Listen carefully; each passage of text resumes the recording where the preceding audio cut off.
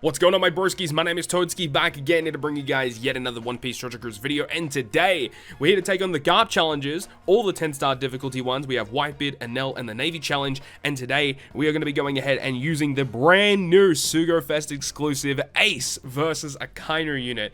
Now, in today's video, we're going to be focusing in more on the Akainu side of things. So before we actually get into the breakdown of him using all of his really awesome driven and powerhouse characters in the Garp challenges to fulfill all the conditions for the Chopper Man missions, let's go ahead and actually talk about the character himself. So here we have versus Akainu clashing Explosion, who is a quick driven powerhouse with a captain effect that gives your driven and powerhouse 5 times attack, 1.5 health, increases the chances of you landing quick slots, and anytime you take damage, you inflict the enemy with an ignited status, which goes through all status effects.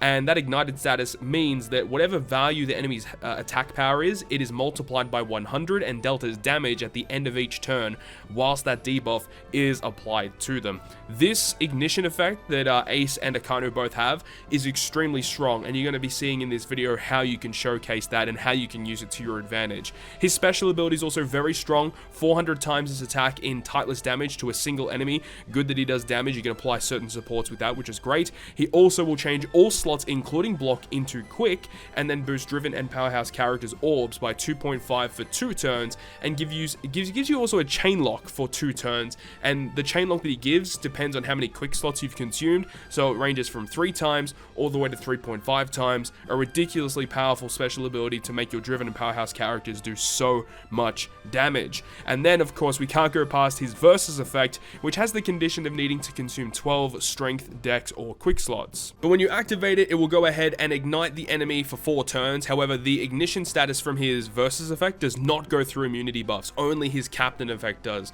But then he'll also give you a 1.75 times conditional boost against enemies that are inflicted with the ignition status, which is great. And then driven and powerhouse characters quick slots are going to be beneficial also for 4 turns, which works perfectly with his special ability, which will give you a full board of quick slots. Very powerful unit. I love this unit to bits. Through using him just in these Garp challenges alone, I found him to be very, very impressive, and definitely going to be probably my go-to quick character for the quick Garp challenges moving forward. So without further ado, guys, let's go ahead and get into the breakdown of versus Akainu in the 10-star difficulty Garp challenges.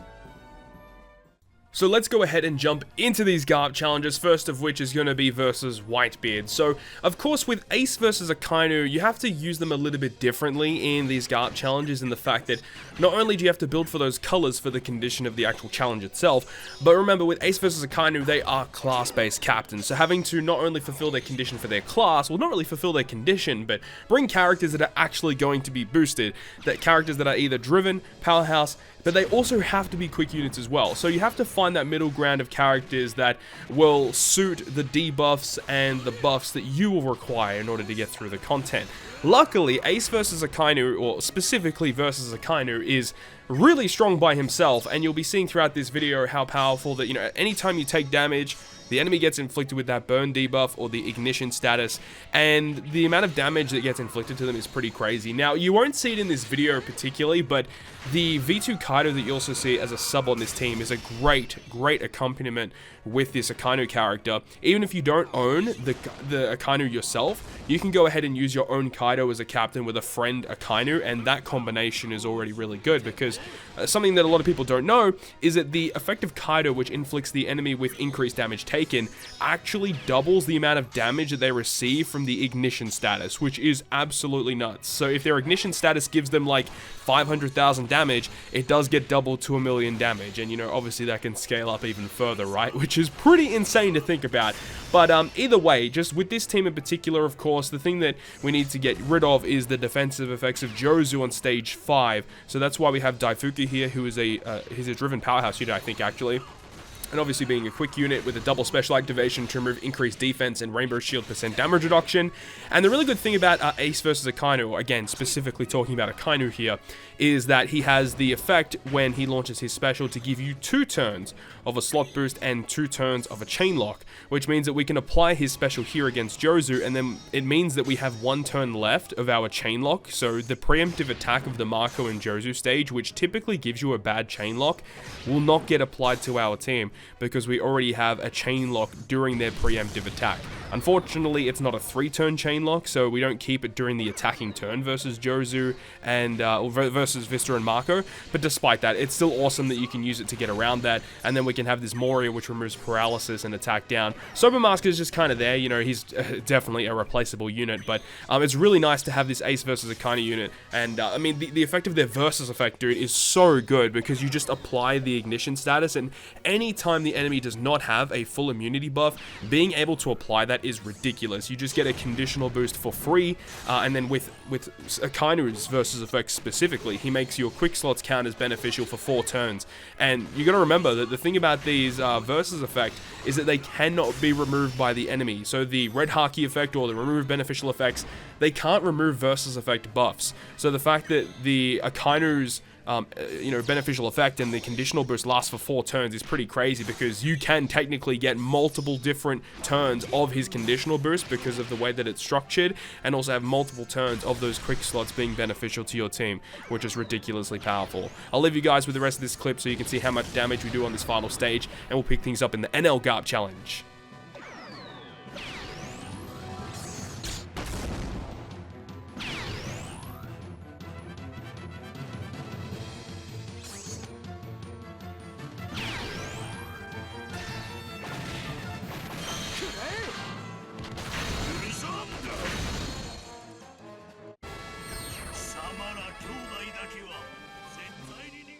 Moving on to the second stage now, versus Enel. With this team, we do have to think outside of the box just a little bit. Now, I did have a look, and there is no quick driven or quick powerhouse unit that I could have thought of that will remove special bind as well as getting around the fear debuff in some way, shape or form. So in this team in particular, we are actually running a unit that is not boosted by the captain effect of versus Akainu, but despite running that, it doesn't really make a big difference. We still have more than enough damage to take down every single stage without a single problem.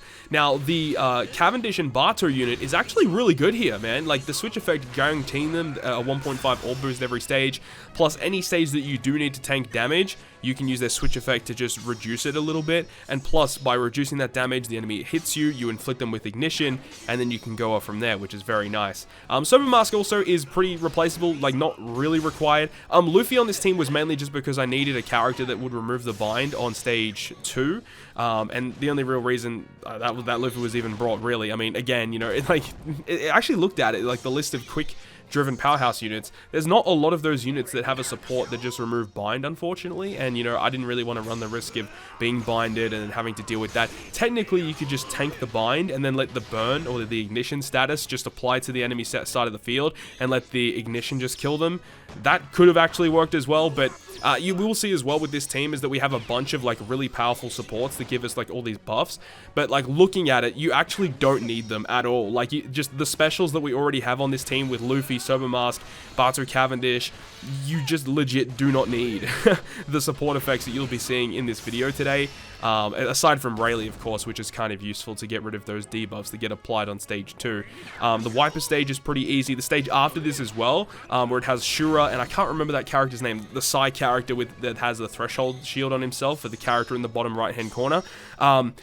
This stage here is typically annoying, but the thing is we have the switch effect of Barto Cavendish, which gives us an all boost. So we do actually pretty good damage in terms of just regular normal attacks. And then after that, you know, obviously we have to tank a hit from them, but then the ignition status is inflicted with them, and before they can activate the attack down, which is what this side character typically does after the first turn of attacks, he's gonna die after he takes the ignition status, which is pretty freaking awesome, dude. So you love to see it, man. And then, of course, we have a free special of Sober Mask and Ace versus Akainu, as well as a versus effect of Ace versus Akainu on stage 6, which just absolutely decimates stage 6. And then the final stage, we just launch the rest of our specials and we're good. So again, a very, very simplistic team that gets through the content. And yes, as I said, we are running a non-boosted unit in this Karasu character, but he's great because he has the potential ability that has fear to resist that fear resistance thingamajig, which means that you can activate his special, which removes the special bind from your team. So that's the only reason why he's here. And we also have the pudding support attached to Sanji. I'm not too sure if I mentioned that, but of course, in order to get rid of the stun debuff, one of the best ways to get around it is by utilizing the pudding support, which can attach to a lot of good units, like a lot of the Sanji characters. It can attach to Reiju as well. So there aren't too many Reijus that you're probably using in this Garp challenge here, but like Germa 66, for example, can actually be attached to a character like that. You know, just putting it out there just in case if you guys were wondering. But anyways, I'll leave you guys with the rest of this clip versus Enel, see how much damage you do against this guy, and we'll pick things up with the final Garp challenge of the video.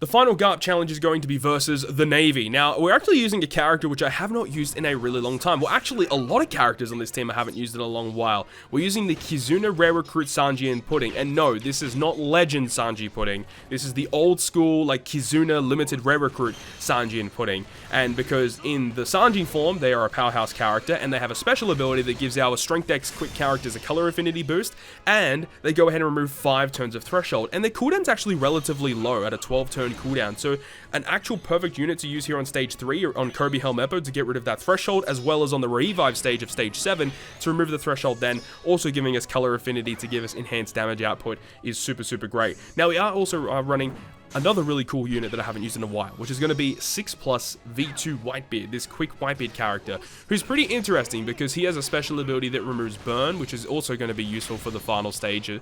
I guess not really, but you guys will see anyways. But it also removes despair. It removes a lot of despair, and it also gives our striker and powerhouse characters a 2.25 times attack boost, and also, I think it's 2.25, it might be 2 times attack boost, I can't remember, but it also gives a chain boost as well.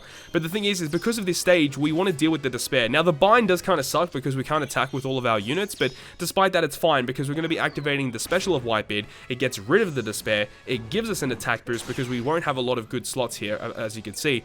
But of course we are going to have enough damage to do a little bit of damage towards Toadskii, but the ignition that is going to be applied here is going to be able to kill off that Toadskii on turn 1. And you see, because we use the Whitebeard special and the despair, you know, basically dropped us below half health, it means that we do get the damage reduction effect from Whitebeard. So he's actually like a perfect unit for this stage, allowing us to get a little bit of damage reduction, and it does give us that damage output that we need in order to kill Toadskii and then kill Hina on the next turn, and then we can go ahead and whittle down Smoker as we want. And then it means that, you know, by the time we leave this stage, the bind will be removed. So it's probably not the most optimal way to get around that stage with this team. There's probably way better ways you could do it, but it's just the way that I found, and it did work, and it was absolutely no issues whatsoever. Now, Kizaru is typically in an annoying stage, especially for quick teams to get through. However, with Ace versus Akainu, his special ability is so goddamn good, giving you that orb boost, giving you that chain lock, and that's all you need. And I mean, like, even with type disadvantage, the amount of damage that we're doing here is absolutely absurd. You know, we only had 1 unit with neutral damage, the rest were not very effective, and we did over 7 million damage against type advantage, which is pretty crazy, man. And then on Fujitora stage, we're going to be using, once again, we're going to have the Akainu special to give us all that damage, the chain locking, which is great because we can only attack with 4 characters, plus we have the Kaido special, which gives us the increased damage taken towards the enemy, giving us even more damage against him. And we do have the speed. Speed is not really needed on this team, but I like to have speed on this team because it gives us cooldown reduction. I think throughout this fight it'll give us 3 turns total cooldown reduction, so that's really nice to have. It just speeds up the content just a little bit because we basically have a free unit to use whatever we want. I guess technically you could probably replace speed with another damage booster so that you don't actually have to stall as much, but at the end of the day I felt it was kind of appropriate and it got the job done, which is all that's really required, right? So that is going to end this video today. Really hope you guys enjoy this one. Versus Akainu absolutely demolishes these Garp challenges. Hopefully you guys enjoyed the video today, and if you guys did enjoy, make sure to go ahead and leave a like, and if you want to stay up to date with all of the content that I post on my channel, including more One Piece Treasure Cruise content, make sure to hit the subscribe button down below. But on that, guys, I'll see you guys within the next video.